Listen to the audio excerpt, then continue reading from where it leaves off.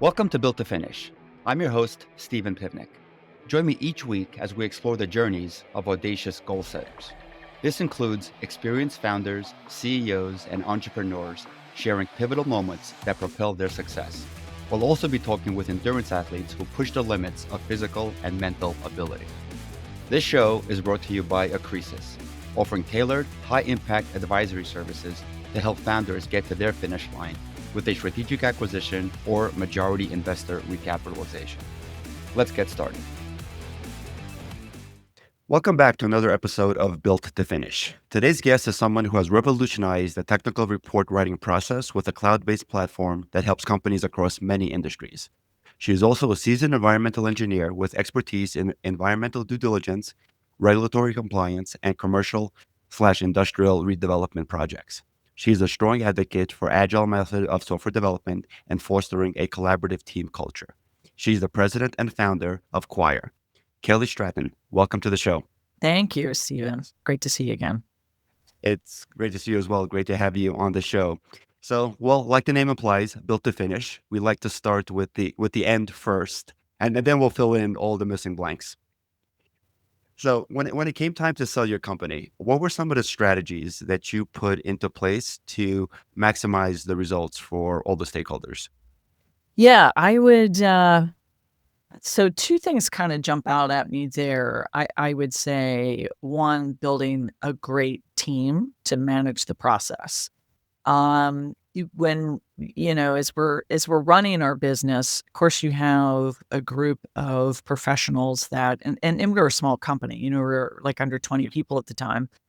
So we had, a cadre of, accountants and, business attorneys, financial, business advisors and so on.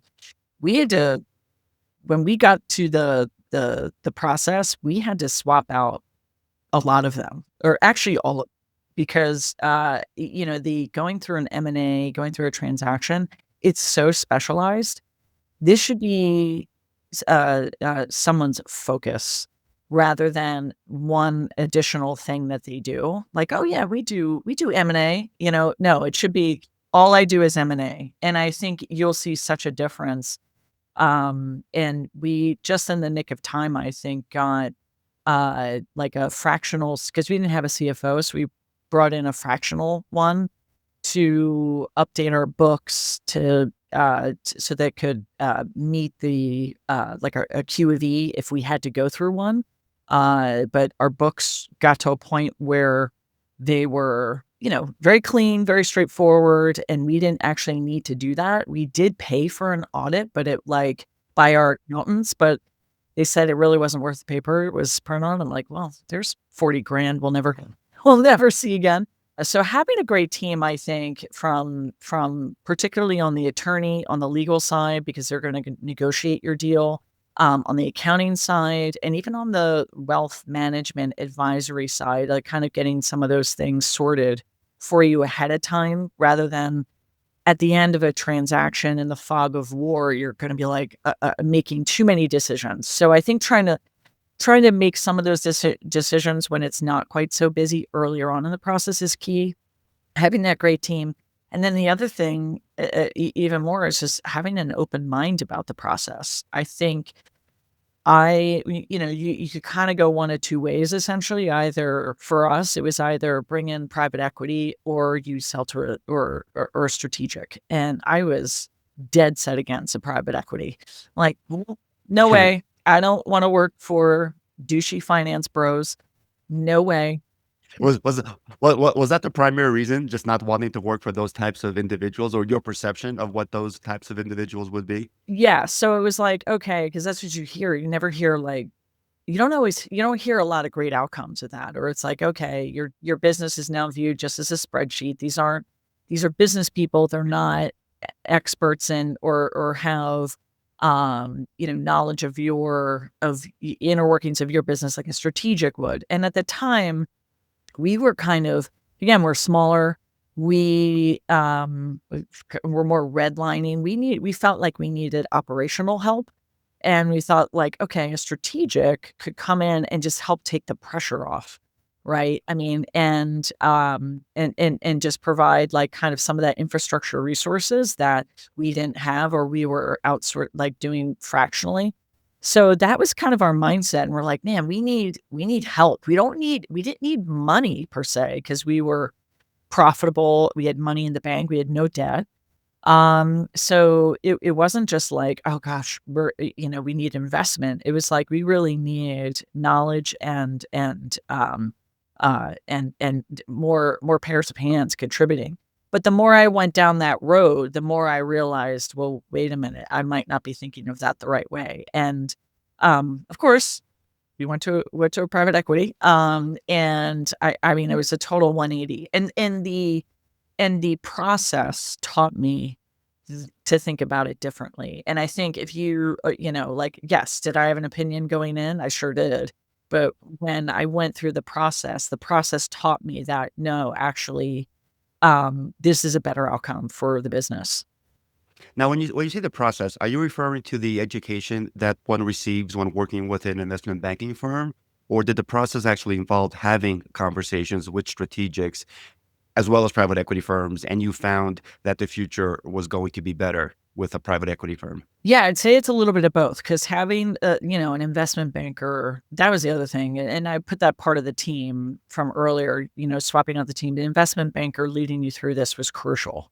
We had a great investment banker that, they worked really hard for us and just helped us navigate, the whole process and understand it. And I think, when you meet, it's just like you have an idea of kind of what PEs are, but then when you actually meet them and talk to them and they demonstrate, knowledge of your value and your market, that I think the conversations or that we had with, the potential suitors, if you will, is what really changed our mind. And it was like, because you're meeting people, like, are you vibing with them? And, it was like, it was, me, my COO, and my CTO that had all the meetings, and we were like 3 very different personalities. And the fact that the 3 of us agreed on who our first choice was, and why was, like, said a lot. So, I think that that was a big deal, and we were aligned in lockstep with everyone we met. There was no one that was like, "Wow, I really like them," and the other 2 were like, "Mm." We were like, don't like, maybe, like, don't like, kinda we were really in lockstep with the whole process. But I would say the investment banker definitely, they're bringing the opportunities to you and helping you see your value, which, by the way, I was really off on what our value was in a good way. But it was actually the conversations that we had in meeting them that really helped me understand and understanding, like, a platform investment rather than kinda like a bolt-on. That was the other thing that was, you don't know, and I mean, this is my first time, so it was, like, definitely learning as you go. Sure. No, it's definitely great to be chosen as a platform for a private equity firm. And have they performed any other bolt-on acquisitions since your deal? Not yet. It's been 2 years. We are looking. I've actually, we've reviewed some potential targets, but we haven't executed anything yet. Okay. Okay. So you brought up wealth management a little while ago, and that's a really interesting topic. I think not enough entrepreneurs go through wealth management exercises as they approach a deal, and it's an incredibly worthwhile exercise to go through because it's gonna help in a many different ways. For me personally, it helped me identify what my true number is because every founder, every entrepreneur, wants $1 billion for their business, right? But very few are going to get that. But a wealth manager will really help you truly understand what it is you truly need for your life, post transaction, assuming on various scenarios. One scenario being you'll stay with the business and continue to draw a salary.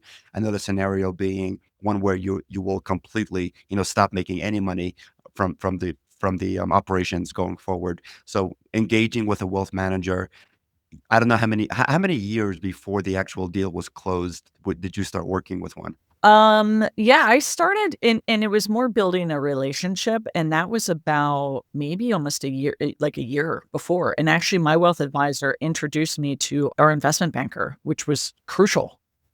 Because there was someone, I had told her about someone my business advisor at the time introduced me to, and they were terrible.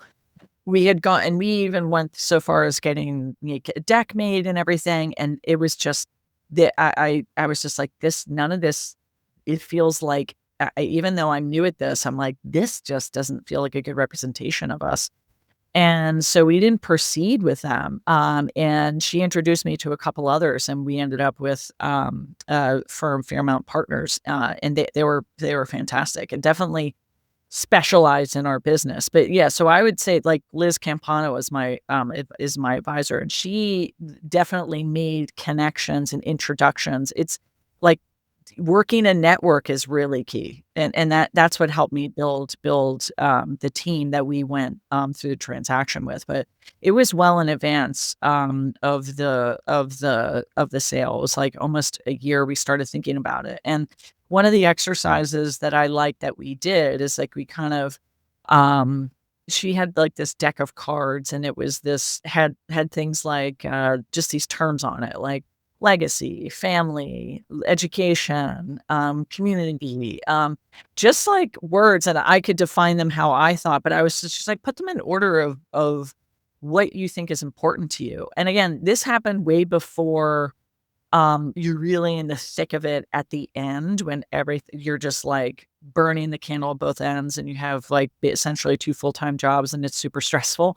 So just again, when you're in more of a calmer state, and you're just kind of thinking like, and I'm not tying it to finances or anything. I'm like, here are the things that kind of matter to me, like that stood out to me, and that helped kind of advise, or inform the steps that I took. And it was actually what, helped me learn about more about donor advised funds, how you can kind of set aside money that you can donate to charity. And, again, all that has to be set up prior to the transaction. And there's a lot of work that needs to go into that. So again, that kind of thing right there, and I love having it. It's really great. It's just like go on a platform, and I can pick a charity, and I can wire money right to it, which is it's just fantastic. So but stuff like that, you have to really set up ahead of time.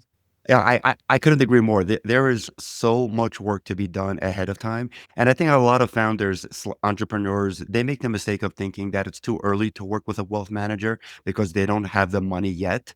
The majority of their money is tied up in an illiquid asset, called their company, and they feel it's premature to engage with one. And that could not be further from the truth.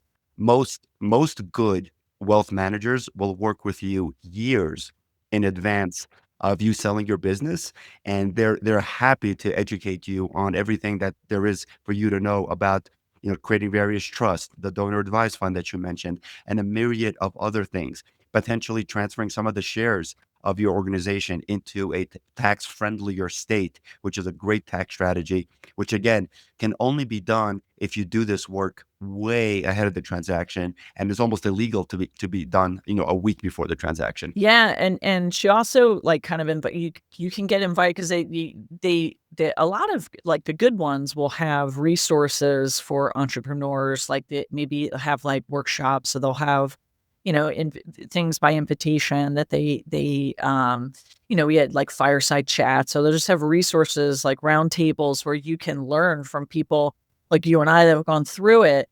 And I was invited to one of those, and that's kinda where I learned, like, "Oh my gosh, I think I need a new accountant," because this guy I listened to his story, and he was like, biggest mistake I made was using our regular business accountant rather than finding someone that was expert in M&A, because there's a whole thing with taxes that we left hundreds of thousands of dollars on the table, that just from a timing standpoint." And I'm like, I registered that, and I remembered that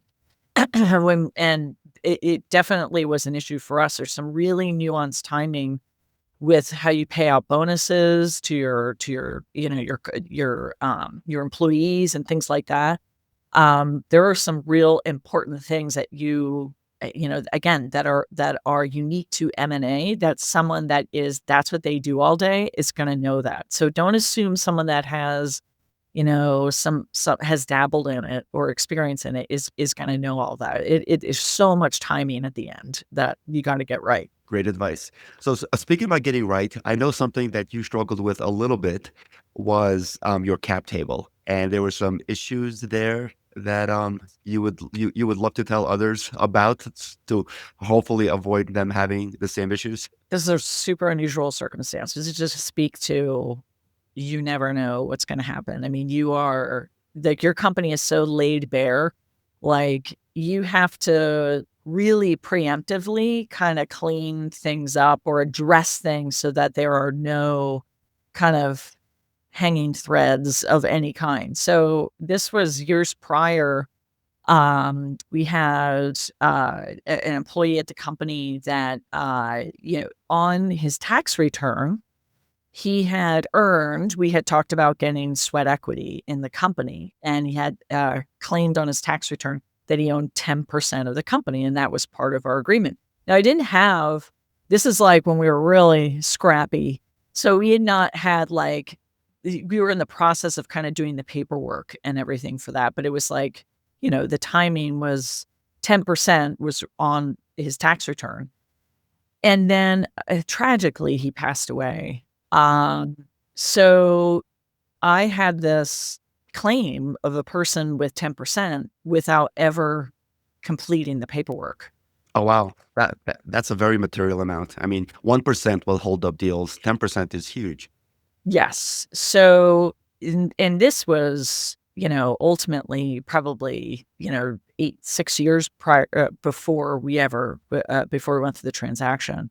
So my attorney at the time is like, you can't leave this. I mean, even if you don't have signed documentation, you have this one piece that says, a tax return that says this.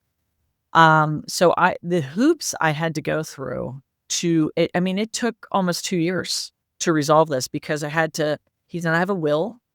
So there was just no paper trail that had this resolution. So I had to make that happen. He had to raise an estate.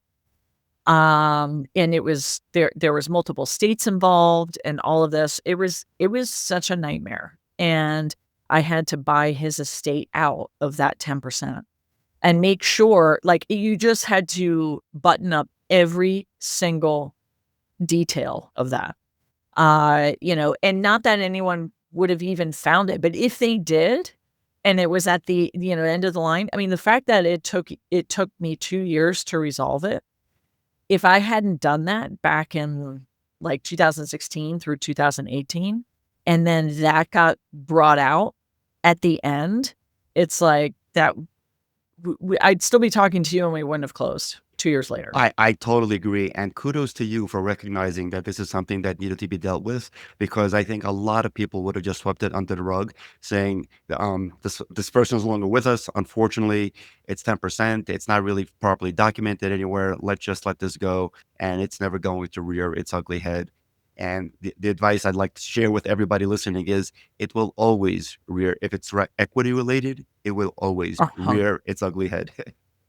I mean, they freaked out over my car lease, and because it was leased had the business name, and I never heard the end of that. Like, okay, I'm transferring it. It was like a lease, it became a big deal. That's like someone having equity and not having the paper trail that resolved that and closed that loop. Yeah, it is. And that, because kudos to my attorneys, I'm like, this can't be an issue. How it's just like, this could come back to haunt you. You have to resolve this. So I did it kicking and screaming, and it was a nightmare the whole time, but it was absolutely the right thing to do. No, I'm glad you brought that up, because a lot of founders, right, they start a company because they want to be more successful, right? They want to do better for themselves financially and for their family. And often they start running a lot of their life through their business. Car lease is one example, mortgages, vacations, other more expensive things.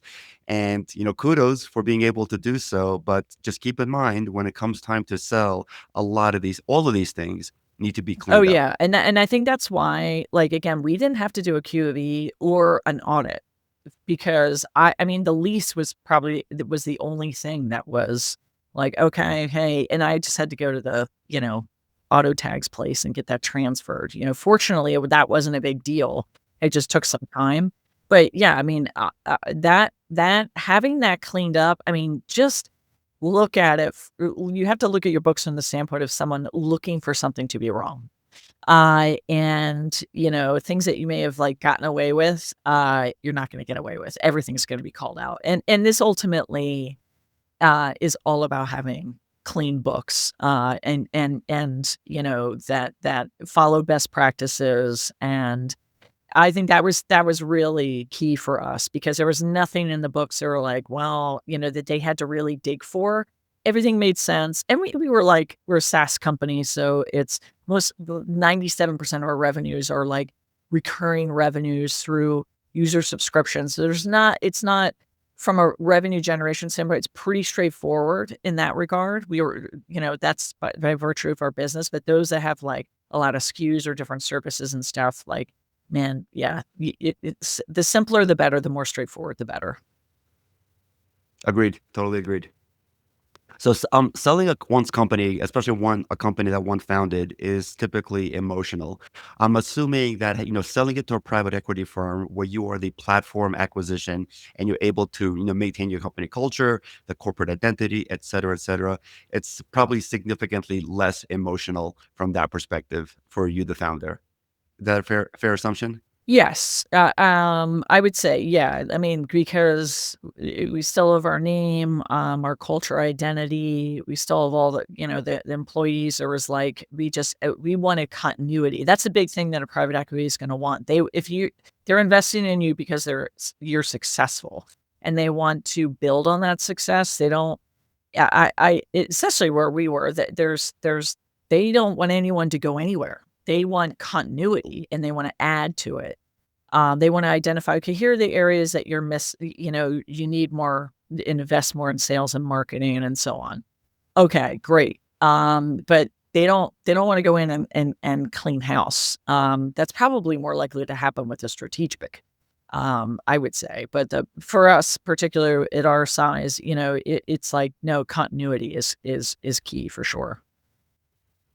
hmm So speaking about emotions, you mentioned having to quote unquote upgrade a lot of executive team members for those that had specific exit experience.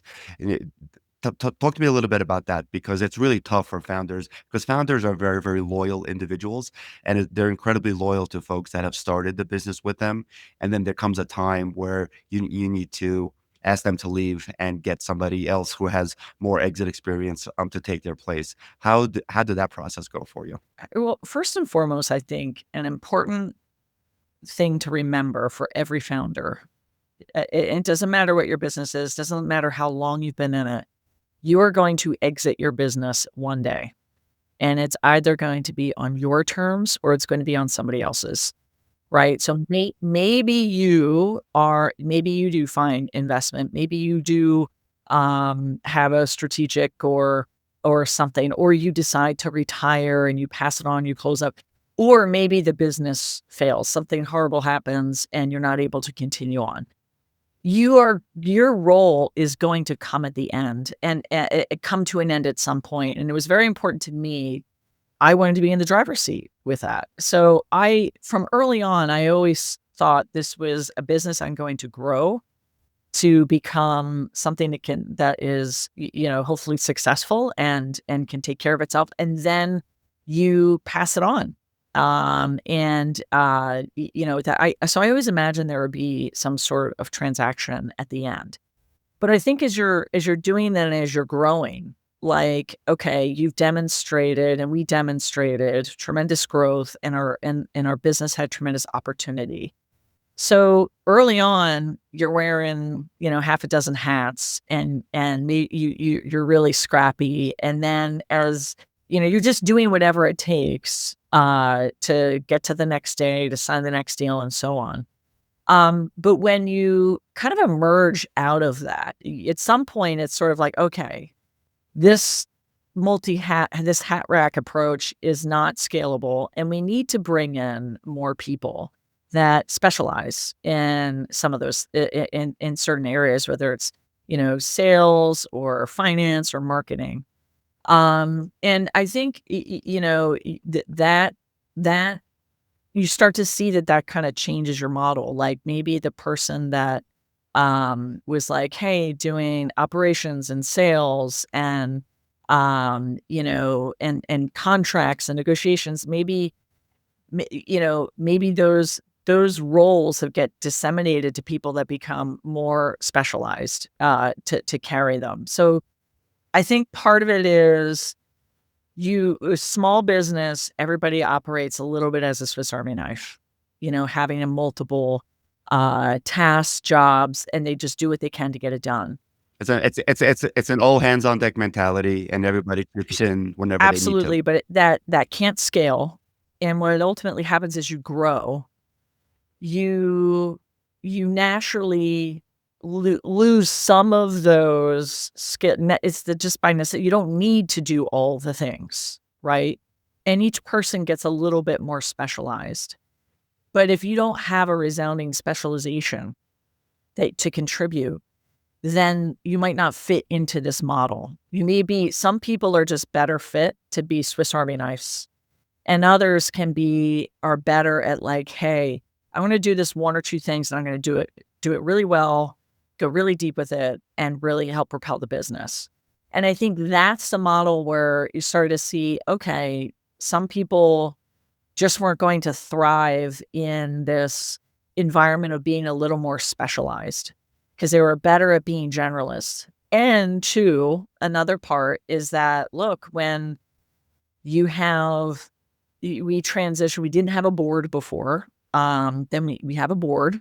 And then we had, the private equity brought in a new CEO. I was CEO and I moved to president. And so those dynamics change. And if you are not adaptable, which is the key to managing this, going through this process and continuing with it post-transaction, if you are not an adaptable person, you're not going to thrive. And that's going to really stand out. So I think those two kinds of things is like being a generalist and the Swiss Army knife kind of thing is fantastic, like early on when you've got to do it all. But at some point when you really want to scale and grow, there has to be something that you can really contribute and go really deep on to help drive value. And you have to have the kind of personality type that can adapt to a change of org. And not everybody can do that. Yep, I agree. That transition is definitely necessary, but often much easier said than done. Yeah. And people kind of select themselves out sometimes, or it's just not right. Or maybe, like I know our C2, he wanted to just like, I just want to glide down. I don't want to be grinding full time anymore. And it's like, he is so much not like, whatever you want to do with us, our door is open. But he too he was able to come really specialized. Like, okay, instead of managing a team, instead of, doing all the things a CTO would do, he's like, you know what, I can trim this down and I can just be in the code and I can do that for, 20 hours a week. And I love it. And that's great. So just knowing that there is likely an opportunity for, instead of you having all the pressure on your shoulders and doing all the things, that you can say, you know what, this is the part of the business that I love, and I just want to do that. And that was one of the surprises through the process of the PE. In our conversations, remember, we were at dinner with them for the first time, and they're just like, well, you could roll over equity and you can continue to contribute to the business. I mean, we'd love for you to stay. And I was like, wait, what? Like, I thought sale meant we get kicked out, They're like, No, not necessarily. I mean, kudos to the private equity firm for offering that, and that just speaks to their experience. And there's definitely a lot of variations between leaving and leaving everything else, getting paid and never participating again, to rolling as much as they would allow back into the business for future growth. Exactly. And that's part of the open mind from your very first question. Like, having an open mind with that, because again, my preconceived notion is like a transaction means it like, oh, and that's how something is straight. It's an exit. Like, well, I didn't exit. I'm still here, I still work full time.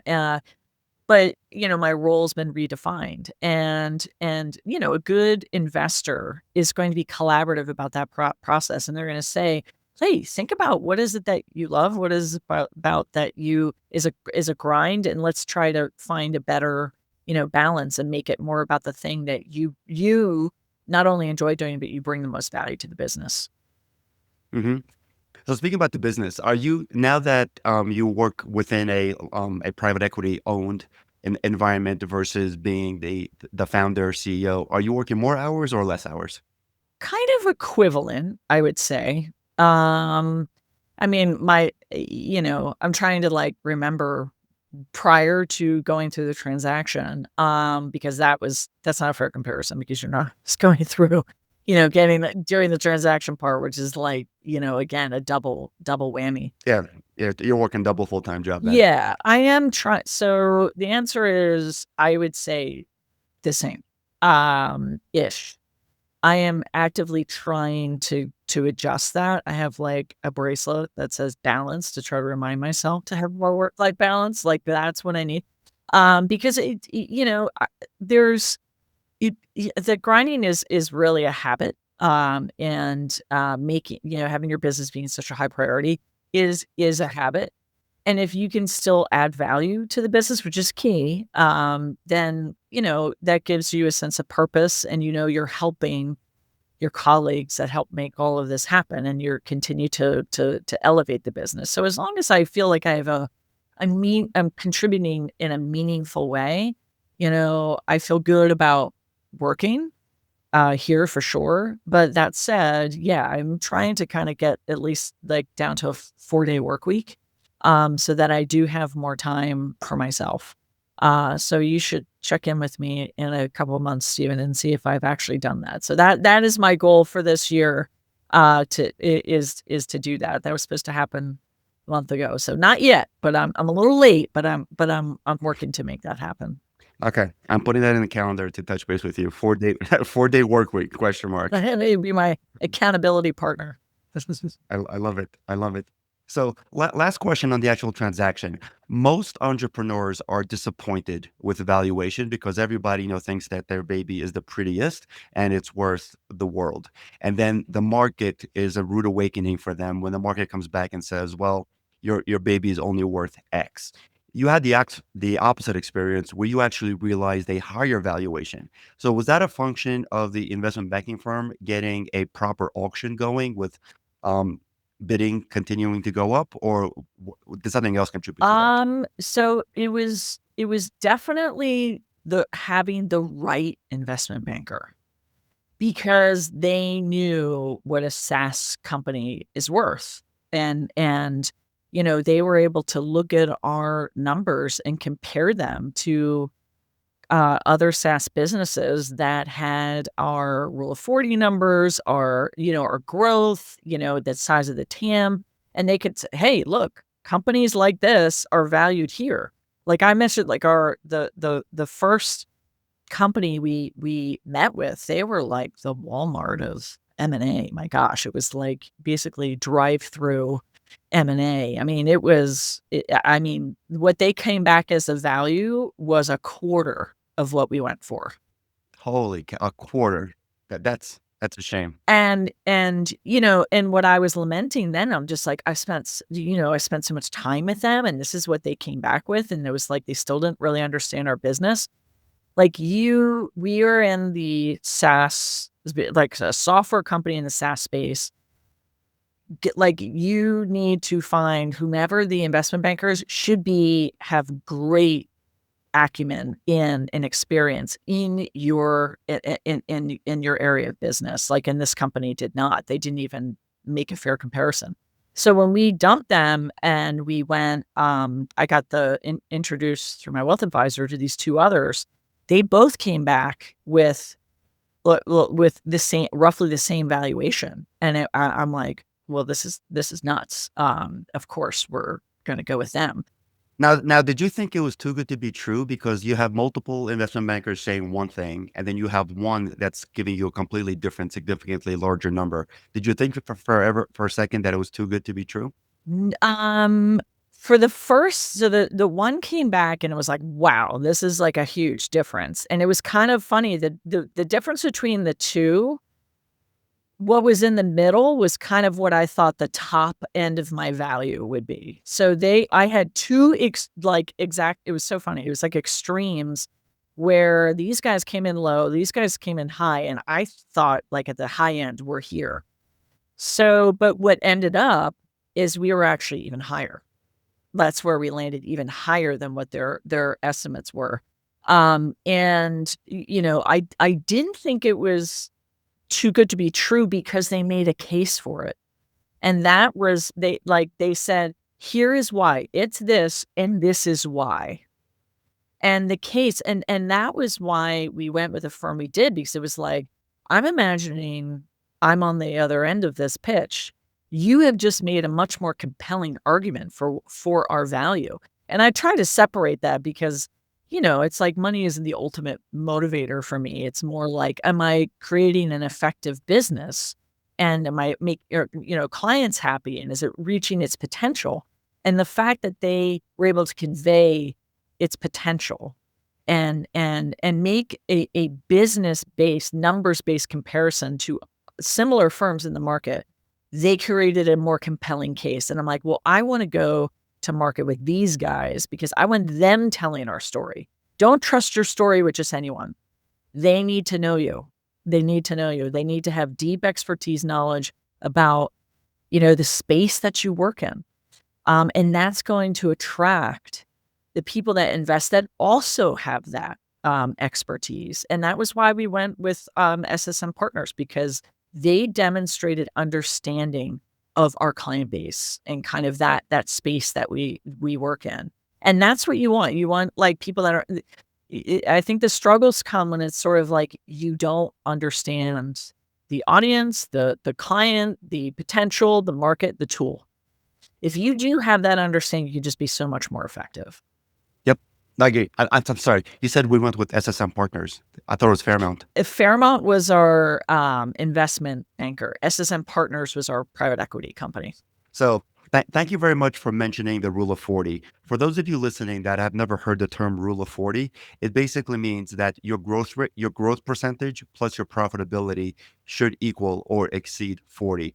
For example, you could be growing at 10% a year, but if your profitability is 30%, then you've met the rule of 40. Or it could be 40-0 in either direction. So this is one thing that financial acquirers specifically are looking for within companies. So passing the rule of 40 test is going to help substantially within evaluation. So thank you, Kelly, for mentioning the rule of Yeah, 40. and that was, again, that was like first meeting with Fairmount Partners was like, that's when I first heard that term. And they're like, oh yeah, you have these rule of 40 numbers. And I was like, wait, what now? So, you don't even know. I definitely didn't know what that meant. And then, but then you learn, and then that is, and then it's as we go through kind of the second bite of the apple here, that will be a measurement that you're going to be, that we're striving for, right? Is having that same growth and profitability. Yep. Well, looks like you're well on your way. Sounds like you've had a lot of success with your company. You picked the right investment banker, which got you to pick the right private equity partner. And best of luck on the continued journey. Oh, thank you. And it is a journey. Totally, totally. Thank you so much for being on the show today. You offered some great advice for everybody listening. And as fellow founders and entrepreneurs, continue to um, grind it out and move the ball forward. I'm sure they'll benefit from the advice that you shared today. Thank you again so much. I hope so. I'm glad to pay it forward, just like you did for me. I listened to you on a podcast, and I was like, this guy. I'm like, I would love to talk to him one day. And here we are. We're talking. So. Here we are. Amazing. Thank you again. If anybody wants to reach you with any follow-up questions, what is the best way for them to reach out to you? Absolutely. Feel free to email me at kellys at openquire.com, OPENQUIRE. Great. Thank you for that. We'll put that in the show notes. Thank you very much for listening to another episode of the Built to Finish podcast. If you've enjoyed this episode, please do like and subscribe. And if you found the content shared here today useful for anybody, please do forward this episode to them. Thank you all very much for listening. That's a wrap for this episode of Built to Finish. Thank you for tuning in. For show notes and more details, head over to podcast.stephenpivnik.com. Special thank you to our sponsor, Acresis, offering tailored, high-impact advisory services that help founders get to their finish line with a strategic acquisition or majority investor recapitalization. Catch you next week.